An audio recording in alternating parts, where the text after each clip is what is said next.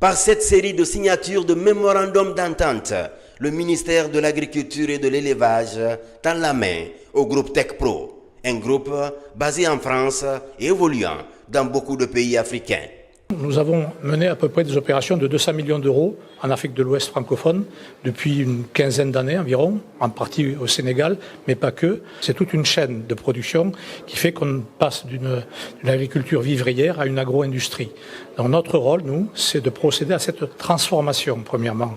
Deuxièmement aussi, c'est de transférer des compétences que nous avons par le biais de différents partenariats que nous avons au niveau international. Nous allons apporter au pays l'expertise qui lui manque pour faire ce transfert. Donc c'est tout un travail qui va durer plusieurs années probablement d'accompagnement, de transfert de compétences, de fourniture de matériel et de services après-vente pour que les investissements consentis par le pays au titre de ce plan de mécanisation soient profitables et surtout durables. Après le groupe Netafim, l'enjeu de cet autre protocole d'entente est de moderniser l'agriculture par le renforcement du segment de l'irrigation. Autre piste de partenariat, la fourniture de matériel agricole et la mise en place des solutions intégrées couvrant chaque étape du processus agricole. Il était donc important au niveau du ministère de l'Agriculture et de l'Élevage que nous puissions trouver un partenaire qui va justement nous aider dans la partie mécanisation, modernisation de notre agriculture, réduire la pénibilité, mais surtout faire en sorte que nous ayons plus de production, donc une grande productivité au niveau de nos paysans, un peu partout, en tenant compte bien sûr des réalités de notre terrain, des réalités de nos terres. Ce protocole d'accord va aussi prévoir le volet transfert de compétences et autres dispositions devant professionnaliser les centres de prestations agricoles installés dans les zones de production. Ceci pour accompagner de façon rapprochée les petits exploitants agricoles. Par cette série de signatures de mémorandums d'entente, le ministère de l'Agriculture et de l'Élevage tend la main au groupe TechPro, un groupe basé en France et évoluant dans beaucoup de pays africains. Nous avons mené à peu près des opérations de 200 millions d'euros en Afrique de l'Ouest francophone depuis une quinzaine d'années environ, en partie au Sénégal, mais pas que. C'est toute une chaîne de production qui fait qu'on passe d'une agriculture vivrière à une agro-industrie. Donc notre rôle, nous, c'est de procéder à cette transformation, premièrement. Deuxièmement aussi, c'est de transférer des compétences que nous avons par le biais de différents partenariats que nous avons au niveau international. Nous allons apporter au pays l'expertise qui lui manque pour faire ce transfert. Donc c'est tout un travail qui va durer plusieurs années probablement d'accompagnement, de transfert de compétences, de fourniture de matériel et de services après-vente pour que les investissements consentis par le pays au titre de ce plan de mécanisation soient profitables et surtout durables. Après le groupe Netafim, l'enjeu de cet autre protocole d'entente est de moderniser l'agriculture par le renforcement du segment de l'irrigation. Autre piste de partenariat, la fourniture de matériel agricole et la mise en place des solutions intégrées couvrant chaque étape du processus agricole. Il était donc important au niveau du ministère de l'Agriculture et de l'Élevage que nous puissions trouver un partenaire qui va justement nous aider dans la partie mécanisation, modernisation de notre agriculture, réduire la pénibilité, mais surtout faire en sorte que nous ayons plus de production, donc une grande productivité au niveau de nos paysans, un peu partout, en tenant compte bien sûr des réalités de notre terrain, des réalités de nos terres. Ce protocole d'accord va aussi prévoir le volet transfert de compétences et autres dispositions devant professionnaliser les centres de prestations agricoles installés dans les zones de production. Ceci pour accompagner de façon rapprochée les petits exploitants agricoles. Par cette série de signatures de mémorandums d'entente, le ministère de l'Agriculture et de l'Élevage tend la main au groupe TechPro, un groupe basé en France et évoluant dans beaucoup de pays africains. Nous avons mené à peu près des opérations de 200 millions d'euros en Afrique de l'Ouest francophone depuis une quinzaine d'années environ, en partie au Sénégal, mais pas que. C'est toute une chaîne de production qui fait qu'on passe d'une agriculture vivrière à une agro-industrie. Donc notre rôle, nous, c'est de procéder à cette transformation, premièrement. Deuxièmement aussi, c'est de transférer des compétences que nous avons par le biais de différents partenariats que nous avons au niveau international. Nous allons apporter au pays l'expertise qui lui manque pour faire ce transfert. Donc c'est tout un travail qui va durer plusieurs années probablement d'accompagnement, de transfert de compétences, de fourniture de matériel et de services après-vente pour que les investissements consentis par le pays au titre de ce plan de mécanisation soient profitables et surtout durables. Après le groupe Netafim, l'enjeu de cet autre protocole d'entente est de moderniser l'agriculture par le renforcement du segment de l'irrigation. Autre piste de partenariat, la fourniture de matériel agricole et la mise en place des solutions intégrées couvrant chaque étape du processus agricole. Il était donc important au niveau du ministère de l'Agriculture et de l'Élevage que nous puissions trouver un partenaire qui va justement nous aider dans la partie mécanisation, modernisation de notre agriculture, réduire la pénibilité, mais surtout faire en sorte que nous ayons plus de production, donc une grande productivité au niveau de nos paysans, un peu partout, en tenant compte bien sûr des réalités de notre terrain, des réalités de nos terres. Ce protocole d'accord va aussi prévoir le volet transfert de compétences et autres dispositions devant professionnaliser les centres de prestations agricoles installés dans les zones de production. Ceci pour accompagner de façon rapprochée les petits exploitants agricoles. Par cette série de signatures de mémorandums d'entente, le ministère de l'Agriculture et de l'Élevage tend la main au groupe TechPro, un groupe basé en France et évoluant dans beaucoup de pays africains. Nous avons mené à peu près des opérations de 200 millions d'euros en Afrique de l'Ouest francophone depuis une quinzaine d'années environ, en partie au Sénégal, mais pas que. C'est toute une chaîne de production qui fait qu'on passe d'une agriculture vivrière à une agro-industrie. Donc notre rôle, nous, c'est de procéder à cette transformation, premièrement.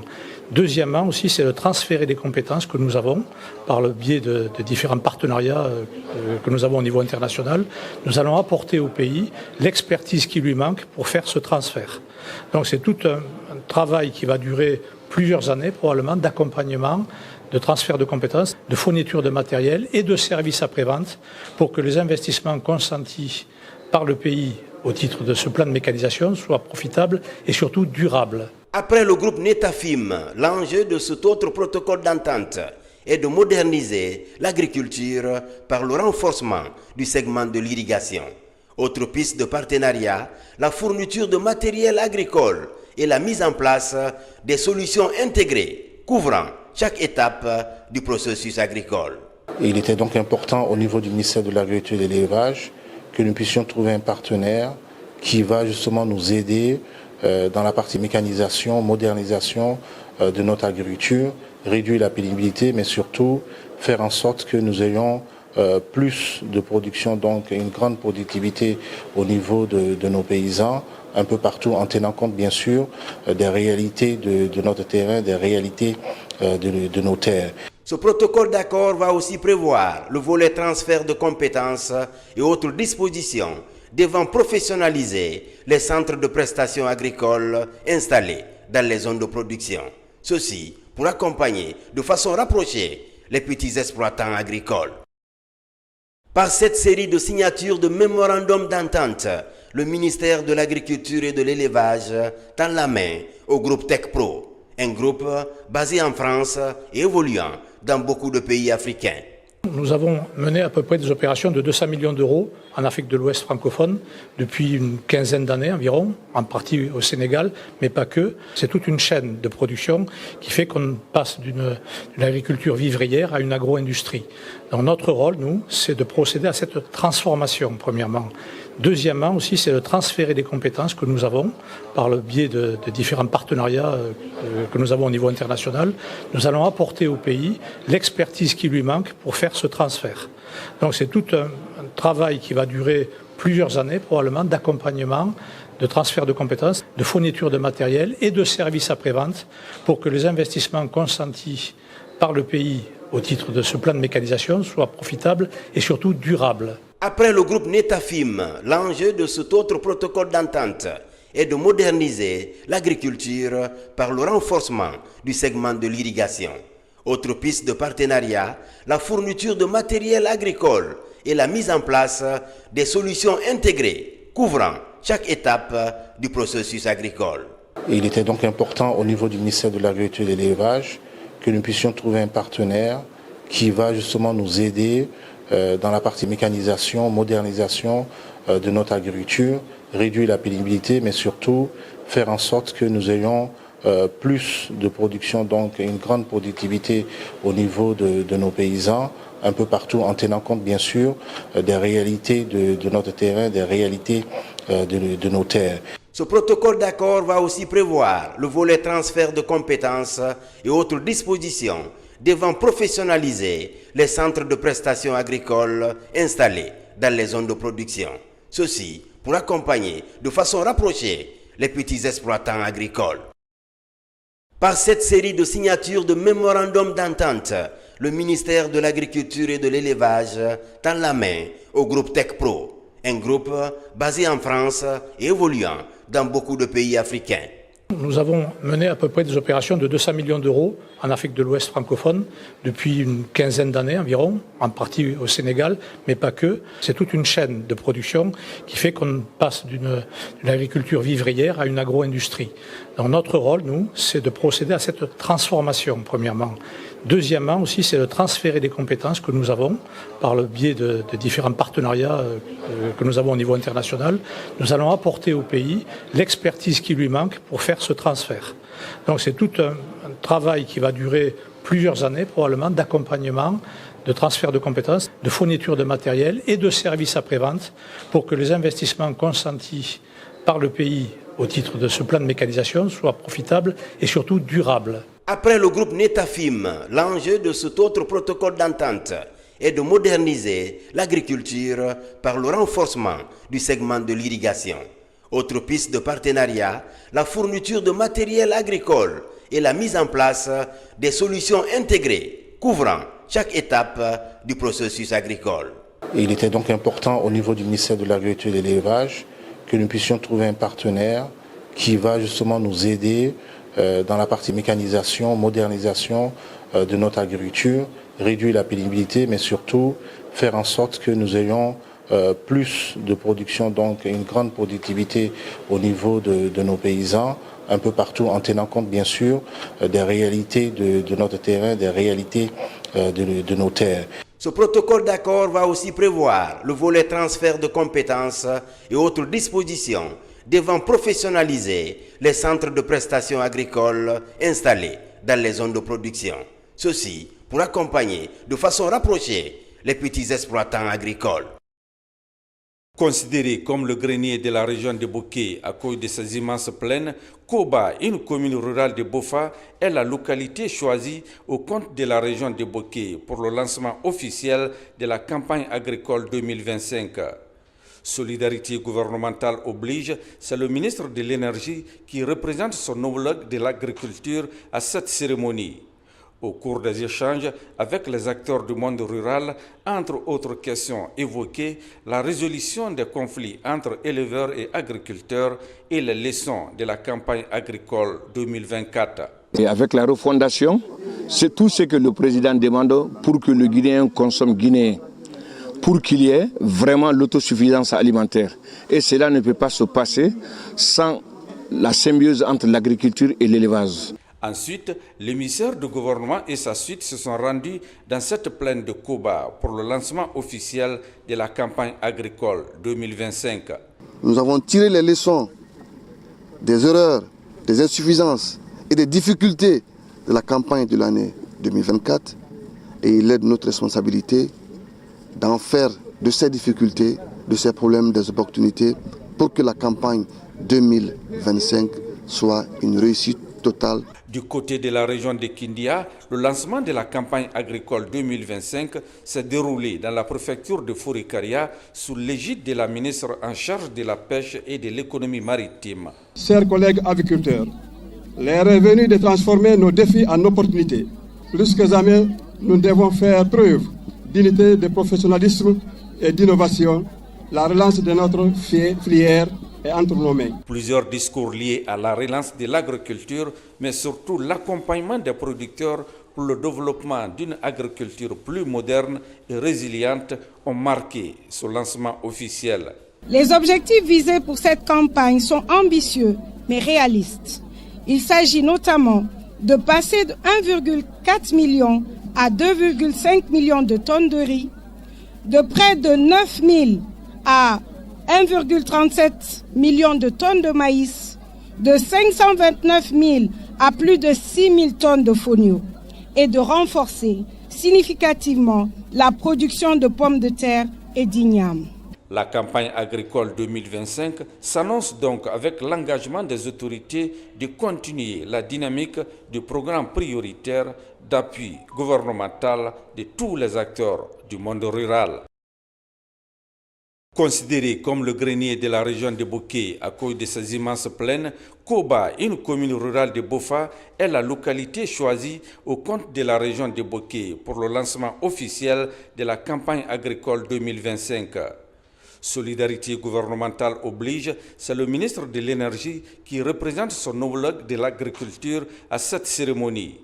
Au cours des échanges avec les acteurs du monde rural, entre autres questions évoquées, la résolution des conflits entre éleveurs et agriculteurs et les leçons de la campagne agricole 2024.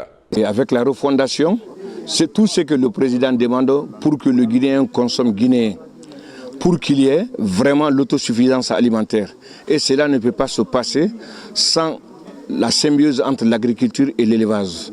Ensuite, l'émissaire du gouvernement et sa suite se sont rendus dans cette plaine de Koba pour le lancement officiel de la campagne agricole 2025.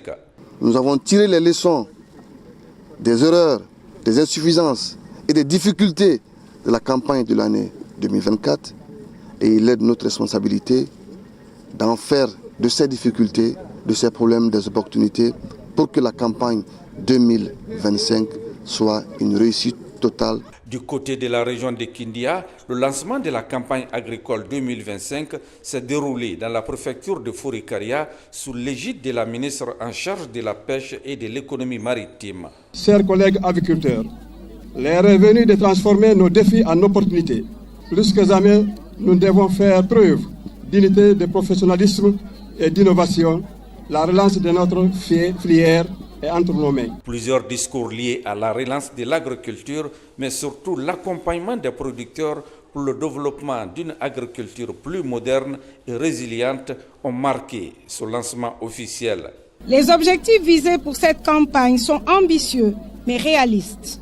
Il s'agit notamment de passer de 1,4 million à 2,5 millions de tonnes de riz, de près de 9 000 à 1,37 million de tonnes de maïs, de 529 000 à plus de 6 000 tonnes de fonio et de renforcer significativement la production de pommes de terre et d'igname. La campagne agricole 2025 s'annonce donc avec l'engagement des autorités de continuer la dynamique du programme prioritaire d'appui gouvernemental de tous les acteurs du monde rural. Considéré comme le grenier de la région de Boké à cause de ses immenses plaines, Koba, une commune rurale de Bofa, est la localité choisie au compte de la région de Boké pour le lancement officiel de la campagne agricole 2025. Solidarité gouvernementale oblige, c'est le ministre de l'Énergie qui représente son homologue de l'agriculture à cette cérémonie.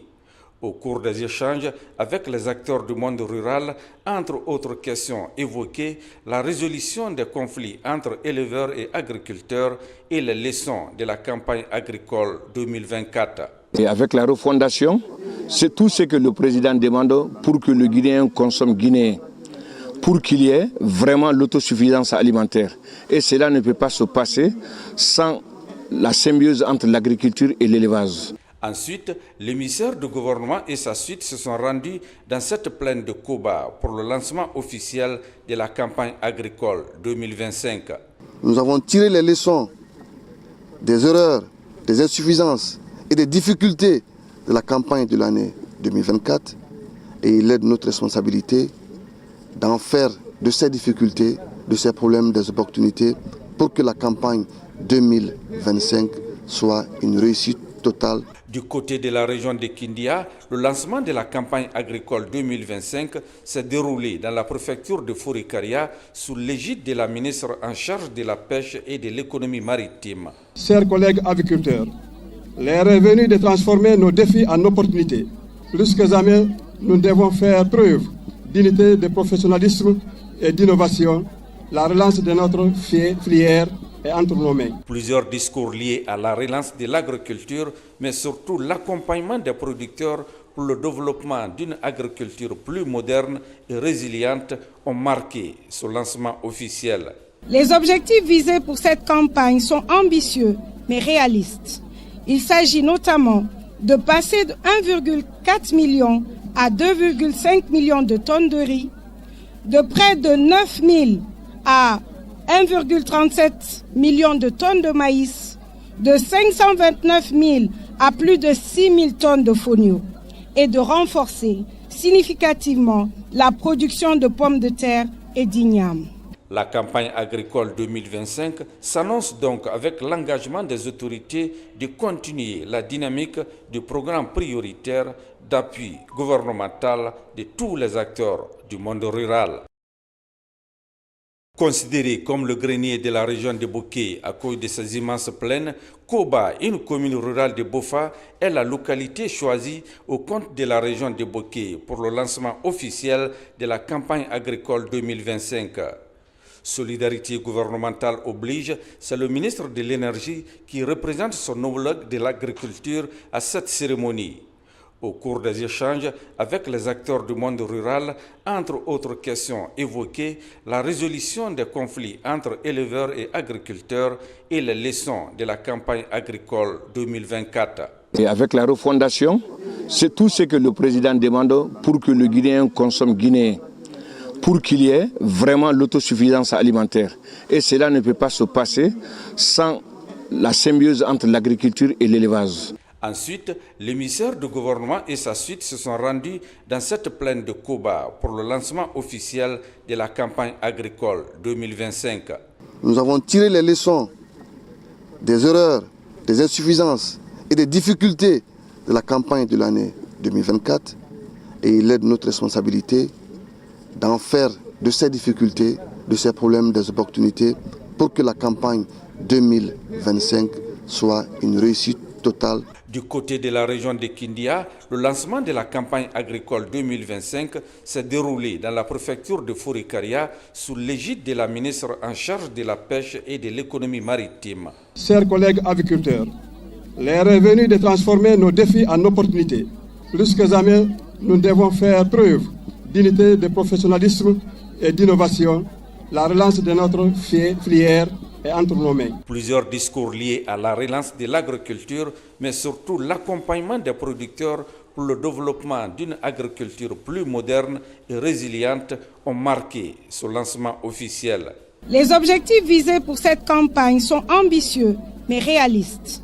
Il s'agit notamment de passer de 1,4 million à 2,5 millions de tonnes de riz, de près de 9 000 à 1,37 million de tonnes de maïs, de 529 000 à plus de 6 000 tonnes de fonio et de renforcer significativement la production de pommes de terre et d'igname. La campagne agricole 2025 s'annonce donc avec l'engagement des autorités de continuer la dynamique du programme prioritaire d'appui